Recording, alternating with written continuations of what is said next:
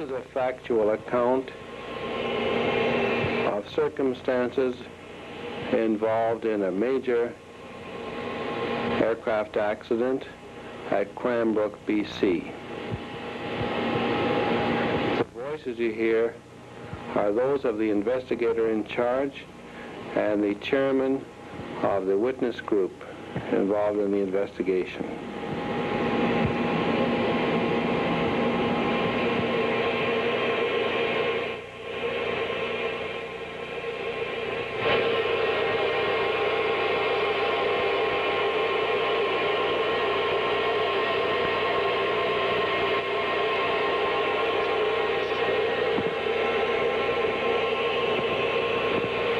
Shows a 737 on the approach to Cranbrook Airport.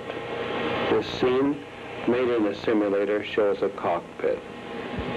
The approach features a number of radio beacons and an instrument landing system.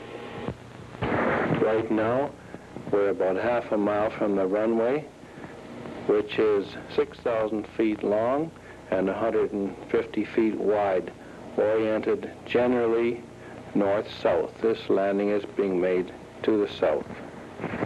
Close to the runway and about to fly low over it.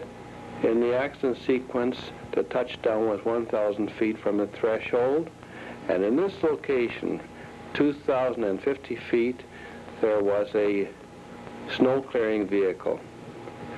The aircraft took off again, flew low over the snow-clearing vehicle, climbed to about 500 feet, then veered off to the left, dipped the left wing down, and struck the ground in this location where you see the wreckage.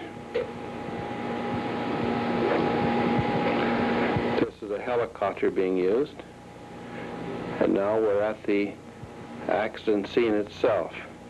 The rear part of the aircraft can be clearly seen. A fire started very shortly after the impact. The fire seems to have started in two different locations, probably associated with the engines, and burned out a good deal of the fuselage, particularly the second section. In this area were most of the survivors.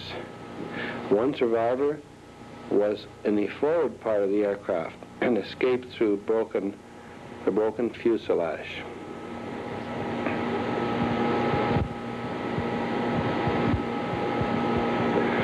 This is the cockpit area.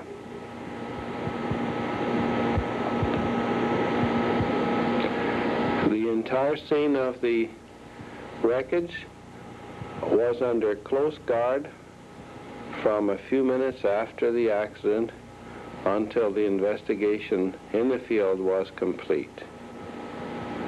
It can be seen that the snow is quite deep. This caused considerable difficulty to firefighting and rescue vehicles, which were unable to reach into the actual scene.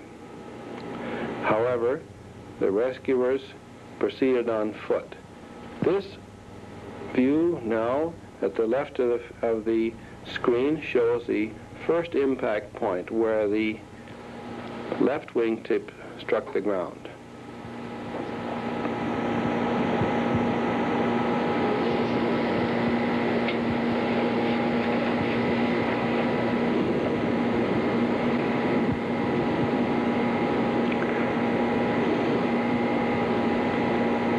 If you look carefully, some signs of fuel stains can be evident. A considerable amount of jet fuel escaped from the tanks, which were ruptured in the accident and fed the fire.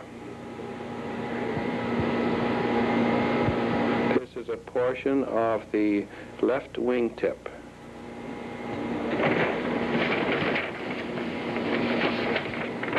Once again, the depth of the snow is quite evident.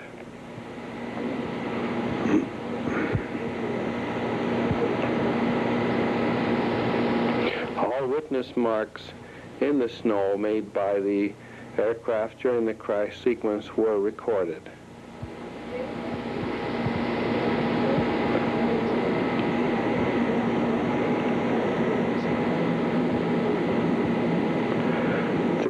the left engine showing the thrust reverser mechanism.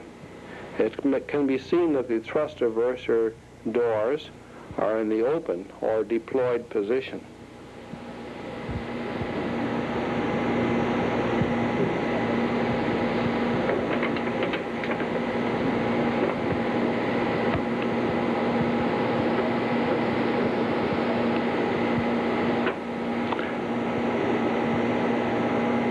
Once again, fuel stains are visible, and the extent of the breakup of the aircraft fuselage is apparent. Most of this wreckage is the center section of the aircraft.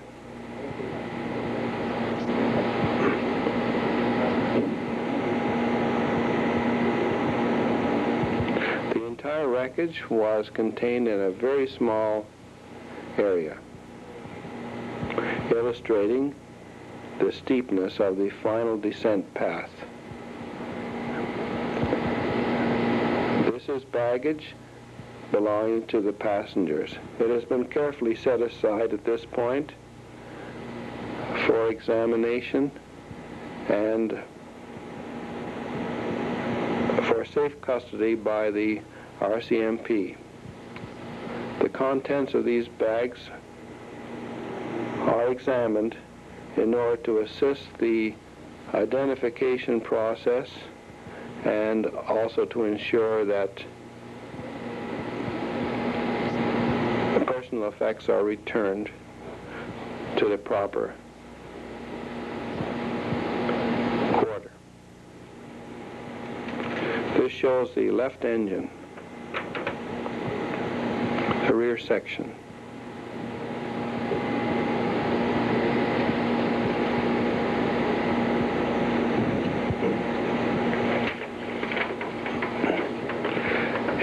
Found in examination at the site that the left engine had been under relatively low power, whereas the right engine had been producing high power at the time of impact.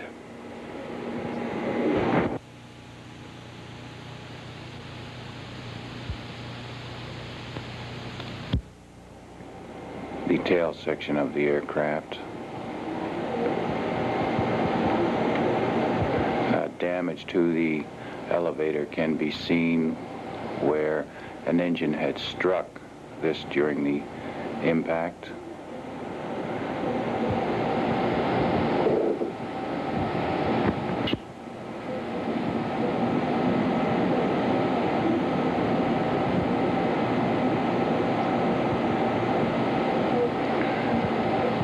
This is looking from the scene back towards the Cranbrook Airport.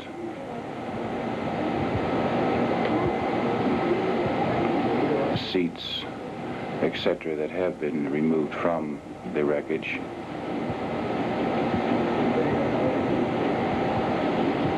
Portion of the cabin section to the right.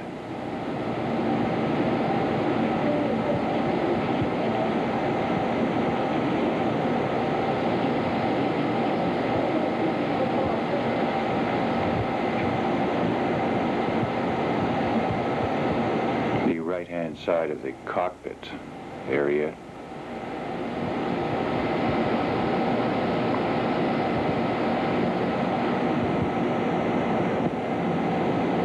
Draw your attention to the stakes and tags that have been placed throughout the area to identify and record locations of specific items.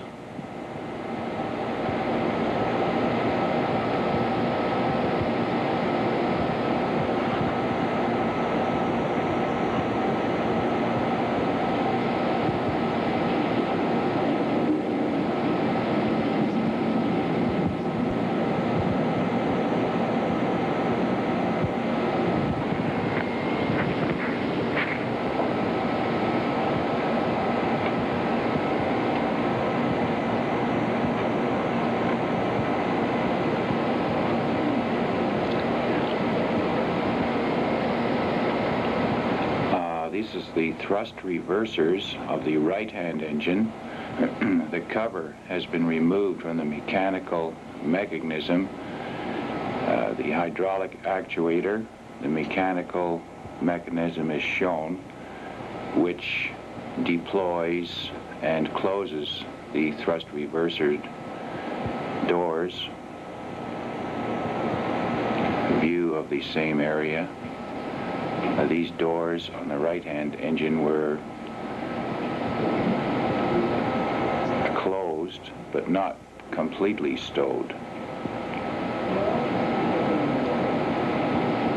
A close-up in the area of the mechanical arms attachment point to the deflector doors.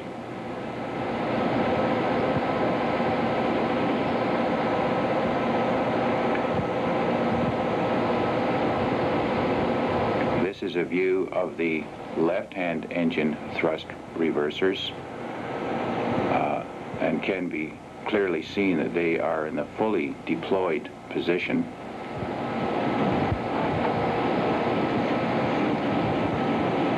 And this is the condition these doors were in prior to ground impact.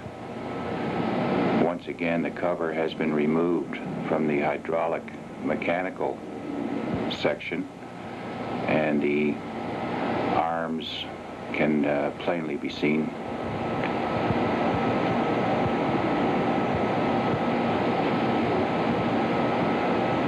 The impact damage to this particular area is considered fairly light.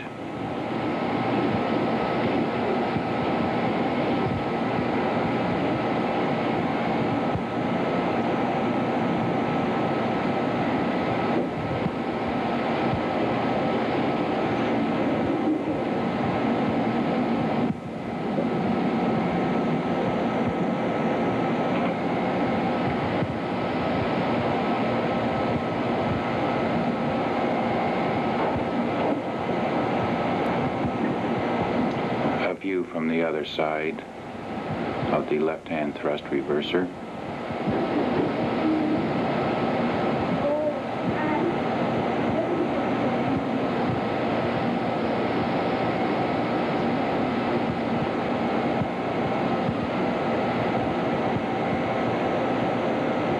There is no question in the minds of the investigators that the thrust reverser doors were fully deployed prior to ground impact.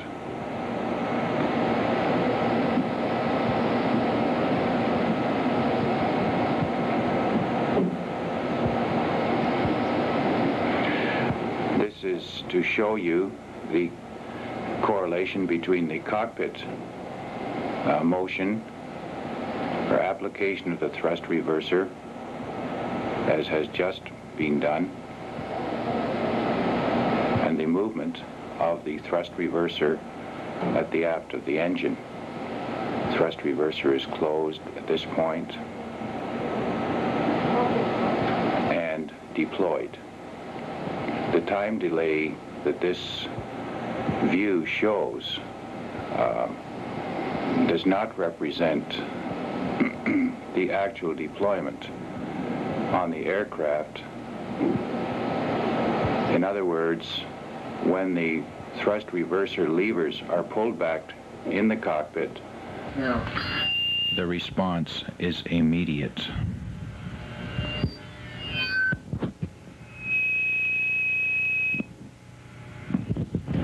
This is the left-hand engine, and the damage to the front end on the screen at this point can be seen is extensive to the compressor stages.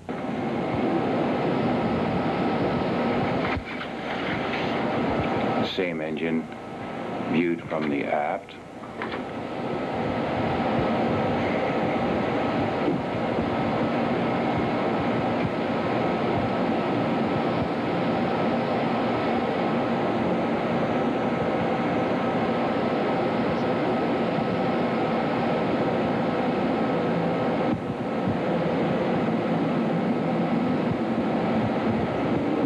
At this point of the investigation, certain portions are being removed from the scene for further investigation.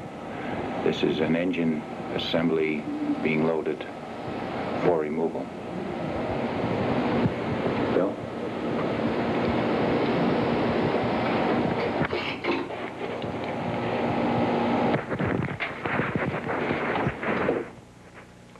You'll notice that on the truck there are automobile tires underneath the engine. This is to protect it during shipment. The engines are now in the overhaul facilities of Canadian Pacific Airlines in Vancouver, where they're being examined by specialists. The constant speed unit with the generator is being removed and will be examined further.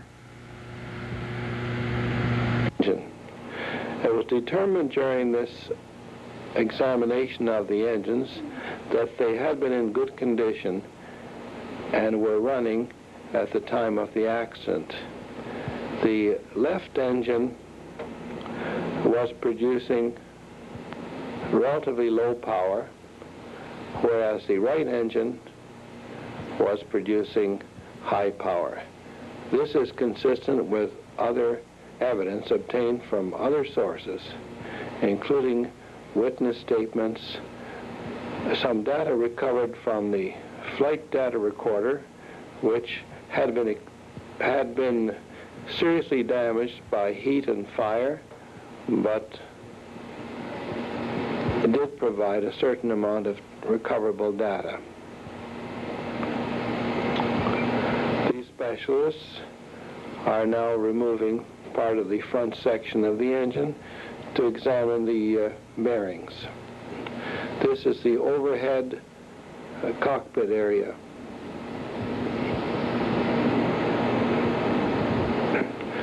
We're now inside the damaged cockpit. The instrument panel has been removed and placed out in the snow on a tarpaulin.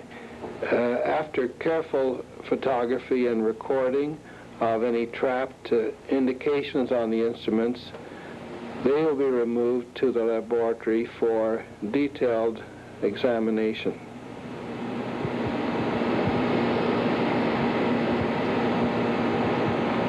It's difficult to determine what any of these indications are at this point.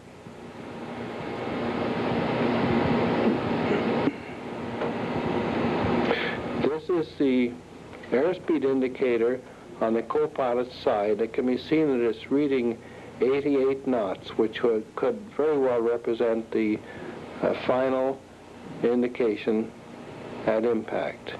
This is a picture of the snow clearing equipment on the runway. It was put here for the purposes of this photography, and it represents, as we believe, the actual position during the accident sequence.